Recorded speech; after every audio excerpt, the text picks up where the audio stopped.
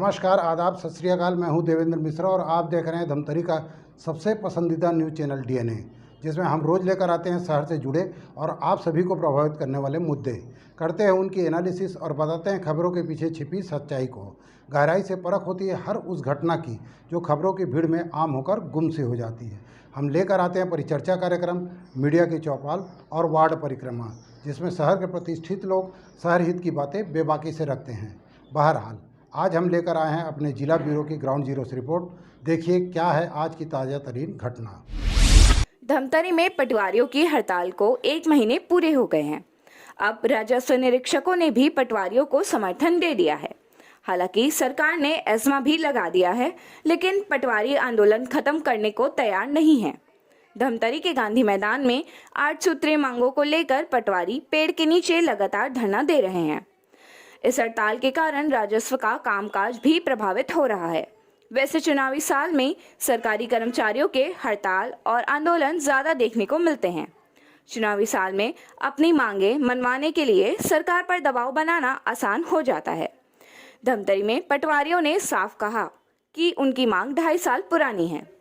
अब भी अगर सरकार नहीं मानती है तो आगामी चुनाव में इसका नुकसान सत्ताधारी दल को होगा। दरअसल धमतरी शहर के गांधी मैदान में राजस्व पटवारी संघ अपनी 8 सूत्रीय मांगों को लेकर 15 मई से अनिश्चितकालीन हड़ताल पर है। इससे राजस्व से संबंधित कई काम प्रभावित हो रहे हैं। उनकी मांग है कि वेतन विसंगति को दूर कर वेतन में बढ़ोतरी की जाए, वरिष्ठता के आधार पर प्रमोशन किया जाए, राजस्व निरीक्षक के कुल पदों में 50% पटवारियों के वरिष्ठता के आधार पर और 50% पदों पर विभागीय परीक्षा के आधार पर प्रमोशन किया जाए।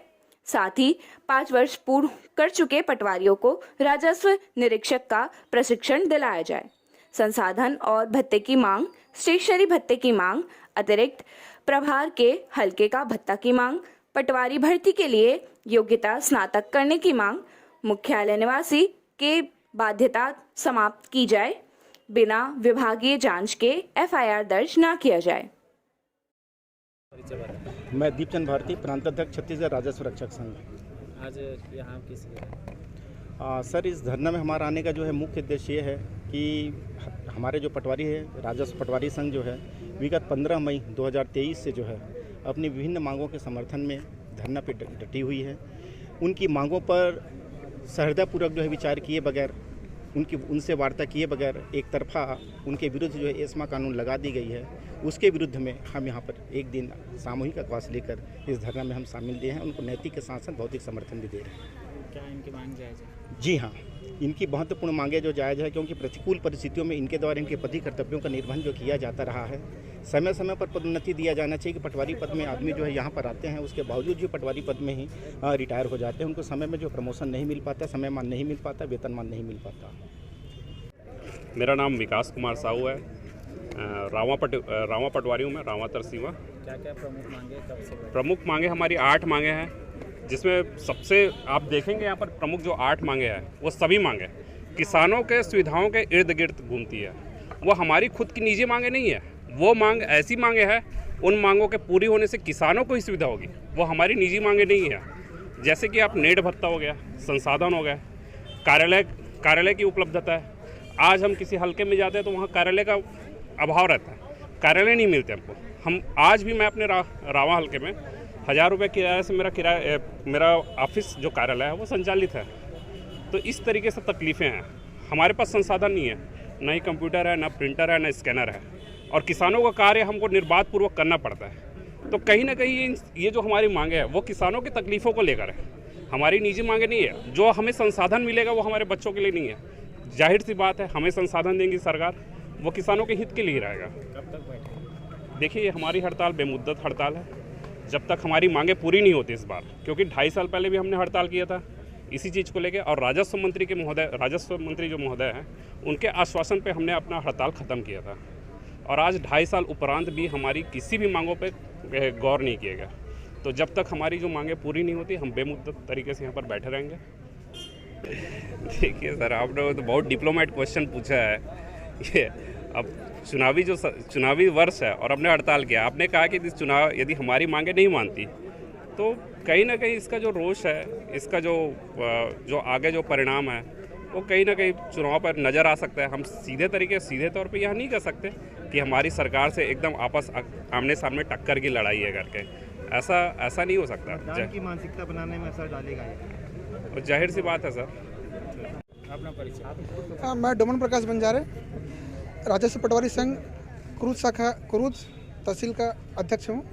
कितना दिन हो गया है? 30वां दिन है सर हमारा, 29वां दिन। सरकार एस्मा लगा दी है, आप लोगों को नोटिस जारी हो गया है, उसको अभी क्या प्रतिक्रिया? सर नोटिस तो हम लोगों को व्यक्तिगत नहीं मिला है सर, और है ना मीडिया माध्यम से, आप लोगों के माध्यम से हमको पता चला है। और हम लोग तो एस्मा के बाद भी डटे हुए हैं। हम लोग, हमारी मांग जब तक पूरी नहीं होगी तब तक हम लोग इसमें डटे रहेंगे। हाँ, और बाकी हमारा आज प्रांताध्यक्ष लोगों का मीटिंग है, जिसके माध्यम से दिशा निर्देश तय हो जाएगा। उसी के आगे हम लोग उसी में आगे काम करेंगे। प्रांत से जो भी आप मार्गदर्शन मिलेगा उसके आधार पर। चुनावी साल है और कुछ ही महीने चुनाव बचा है, गतिविधियाँ शुरू हो गई चुनावी, ऐसे में क्या सरकार के ऊपर दबाव बनाने का सही मौका समझते हैं? नहीं सर, दबाव बनाने का नहीं सर, ये हमारी मांगे बहुत पुरानी मांगे सर। हम पुरानी मांगे हैं। हमने 2.5 साल पहले भी 2020 में हम लोग हड़ताल किए थे, है ना। उसका हम लोग उस समय स्थगन किए गए थे मांग को। हमारे माननीय राजस्व मंत्री द्वारा बताया गया था कि आप लोगों के मांग को हम लोग पूर्ण करेंगे करके, लेकिन ऐसा राजस्व मंत्री का आश्वासन के बाद भी हमको आज तक उसके बाद से कोई भी हमारी बात हमसे नहीं हो पाया सर।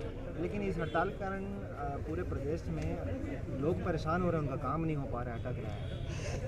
सर हम लोग हड़ताल के पहले भी शासन को बार बार सूचना के माध्यम से, उस ज्ञापन के माध्यम से जाके मिल के हमने उसको बताने का प्रयास किया हमारी समस्या को, लेकिन हमारी समस्या अगर यथावत है तो हमको तो सड़क पर आना ही पड़ेगा सर।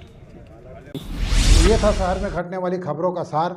हम लेकर आते रहेंगे अलहदा तरीके से हर उस घटना को और एनालिसिस करते रहेंगे खबरों की। आप बने रहिए हमारे साथ डीएनए न्यूज़ पर। हमें उम्मीद है कि आपकी विश्वास की कसौटी पर हम सदा खरा उतरेंगे। ये आपका अपना चैनल है। जय हिंद, जय छत्तीसगढ़, जय धमतरी।